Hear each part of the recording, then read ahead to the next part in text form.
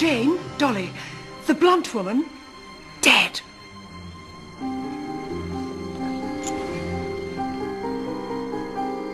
I'm afraid I have some rather bad news, sir.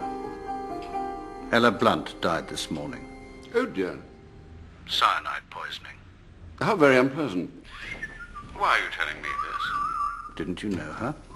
Well, our paths have crossed once or twice, but... Wouldn't Jason Rudd be the man to ask?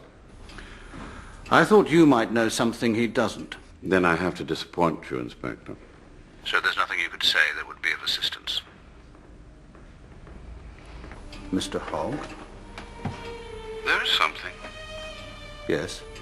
A couple of days ago, I got a call. I saw you do it. What? Honey, who is it? I saw you put the tablets in the glass. Did you recognize the voice? No, but I know for a fact it was Ella Blunt. How? Why do you think she called you? I haven't the faintest idea. Marina's murder mayhem. To have one murder under one's roof may be regarded as a misfortune. To have two looks like carelessness. Marina Gregg's rural idyll has been blighted yet again by dastardly deeds, this time in the shape of a poisoned atomizer inserted into the nostrils of Miss Ella Blunt. Miss Blunt, the devoted secretary to Marina Gregg's boyish husband, Jason Rudd, was a slave... Dropping like flies, aren't they, Miss Marple? I wouldn't quite say that. Primrose had a bit of a chinwag with Miss Blunt the other day. Primrose? Primrose Dixon. She works at the studios. She said she had something to tell her. What did she have to tell her? Well, Primrose helped out on the day of the party, see, serving drinks and that. And ever since, that Miss Blunt has been going on and on asking her if she saw anything. And if she did, it was her duty to tell her. And did she see anything? Well, when she thought about it, yes, something did strike her as a bit funny. So she thought she'd better tell her. And what was it, Sherry? It was to do with Heather Badcock and the cocktail. Oh, yeah? She said she did it herself. Did what herself? Spilt the cocktail all down her new dress. You mean accidentally? No, Primrose said she did it on purpose. Spilt the cocktail on purpose? Yes, that is a bit funny, isn't it? Yes, yes, it is. Don't make much sense whichever way you look at it. No. No, it doesn't. You get on quite well with Primrose, do you, Cherry? Oh, yes, miss. We've known each other since we were toddlers. Good, because I have a suggestion I think you might quite like.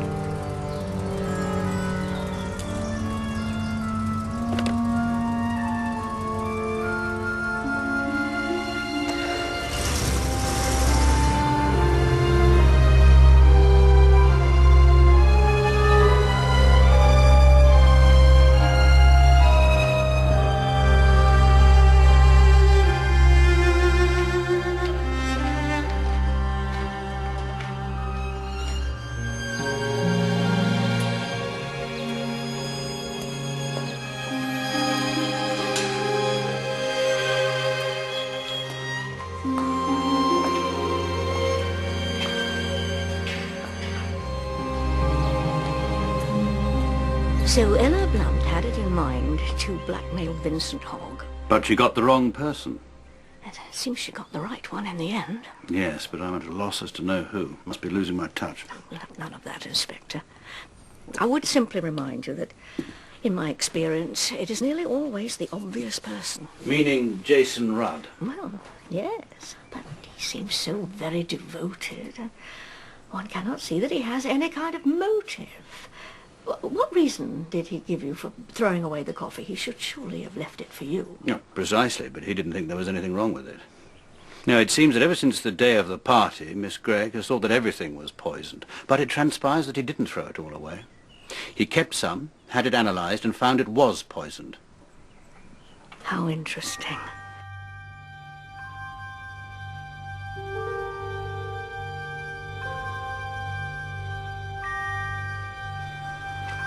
Miss Marple, Yes? what you told me about Margot Bence being adopted by Miss Gregg, you really believe that after all these years... Yes, I do. Children remember, Inspector. A grudge and injustice, sorrow. They do remember. Yes. Yes, I know.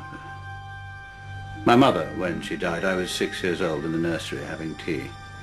Freshly baked scones straight from the oven. A maid rushed in and whispered to Nanny, "There's been a dreadful accident. The mistress, she's been killed." And I didn't cry or speak. I just stared at the scones, still warm from the oven. And even now, whenever I see a plate full of scones, I'm filled with sadness. For a moment, I don't remember, but then I do. Ridiculous, isn't it? On the contrary, Inspector. It is most revealing.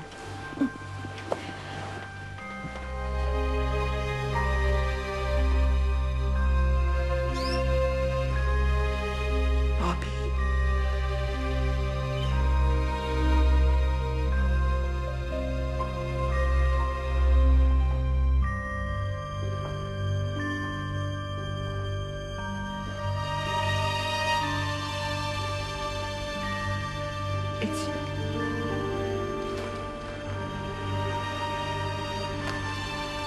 It's...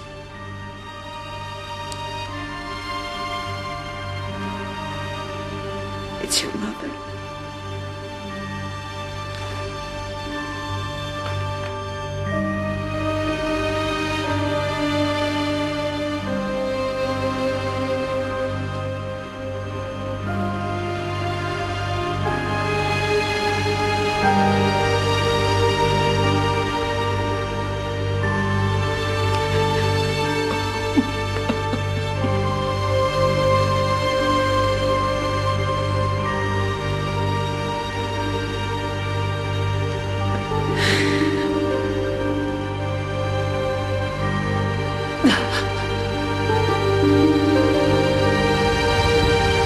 According to your friend Mrs. Bantry, Heather Badcock said something like, "You won't remember, but years ago in Bermuda, I got up from bed when I had chicken pox and came along to see you, and you gave me an autograph." Now, Jason Rudd says that Miss Badcock left her bed with flu to get Marina Gregg's autograph. Did he say when this was? About 12 or 13 years ago. I see. What? Not quite as much as I'd like to. If only I knew why she'd ruined her new dress. Who, Miss Badcock? Yes, it seems such a very odd thing to do. Unless... Of course. Oh, I must be very stupid. I am glad that girl is safely in Bournemouth. What girl? Primrose Dixon, the one who works at the studios and spoke to Ella Blunt. How in heaven's name do you know she's in Bournemouth? Because I asked Cherry to take her there on a little holiday. Why on earth did he do that? Because I don't want her to get killed, of course. Chickenpox. You're sure? Well, something like that. I was talking about vodka at the time, so I wasn't really listening. She didn't say whooping cough. Whooping cough? She wouldn't put on makeup for whooping cough. Makeup? It was the makeup that made you think chickenpox. Or maybe it was nettle rash. Oh, you're hopeless, Dolly. Makeup.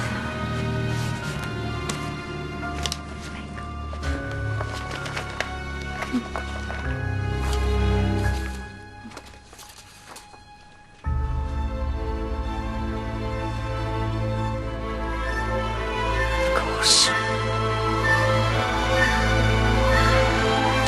Yes, thank you so much. Mr. Rudd doesn't see anybody without an appointment. Oh, I still need to see him. Wait, he really can't be disturbed. Oh, I'm sure he can. Look, why don't you tell me what it is that you want? Well, I already have.